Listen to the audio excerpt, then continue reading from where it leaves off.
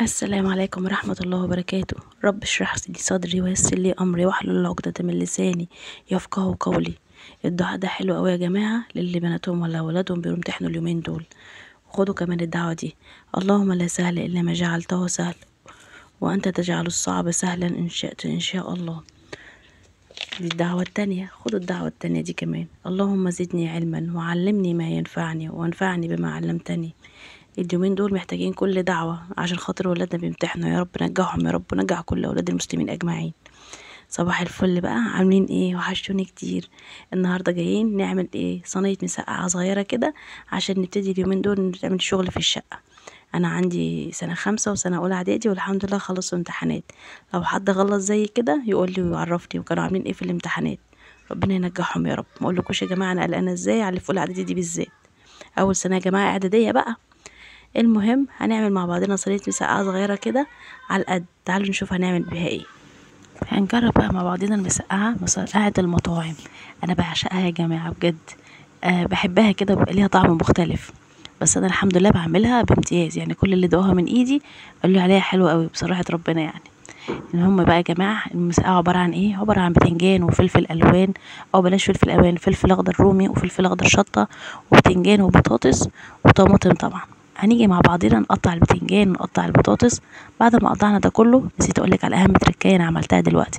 وانتي بتقطعي البتنجان سيبيه ينشف وبعدين تعالي عليه بليمونه وحبه ملح. انا عايزه اقول لكم يا جماعه واقسم بالله انا بحلف بجد، البتنجان بتاعك من اول دور لحد اخر دور ما بيشربش ولا نقطه زيت. جربوها بجد ومش هتندموا.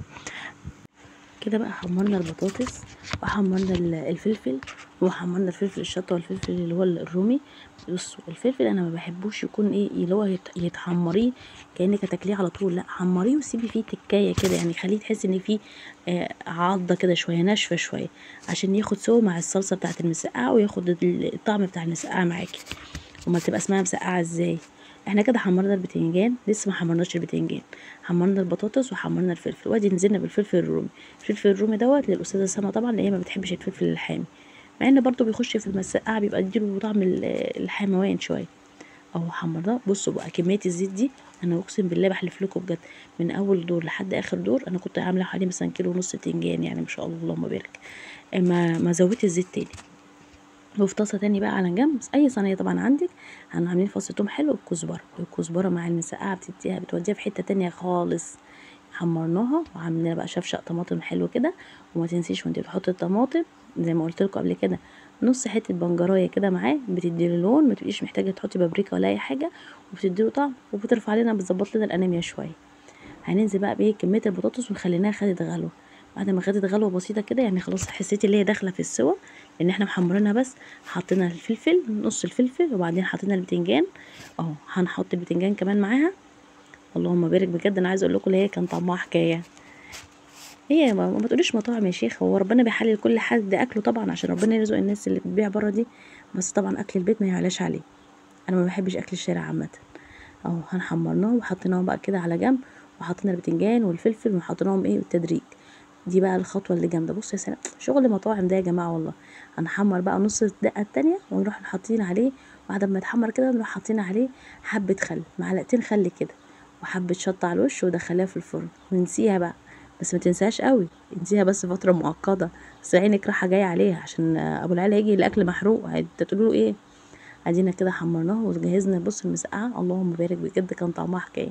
انا حطيت الطبق ده بس قلت ادوق يا جماعه بس عشان دكتور الرجيم قال لي دوقي حاجات قليله. بصوا حاجات قليله خالص. انا كده هدوق رغيف عيش وكم رغيف خياره ومعلقتين 3 مسقعه. هو قلم بالمعلقه، يعني احنا بنحسب المعلقه، هي دي المعلقه بتاعتي اللي بحسبها في الرجيم. حد بيحسب زي كده؟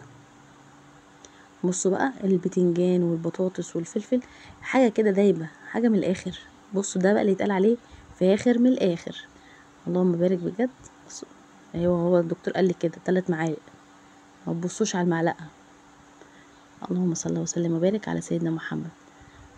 اهو بصوا يا جماعه البطاطس استوت خالص وبقت دايبه وجميله، واللون بتاعها ولونها جميله بجد. انا مش بشكر فيها عشان انا اللي عاملاها، هي اصلا شكلها حلو، يعني لو تتفرجي عليها ودوستي لي لايك حلو كده هتدوقيها مني برضو ما تقلقيش. ولو وصلتي معايا في الفيديو لحد هنا تدوسي لايك واشوفك على خير ان شاء الله. السلام عليكم ورحمه الله.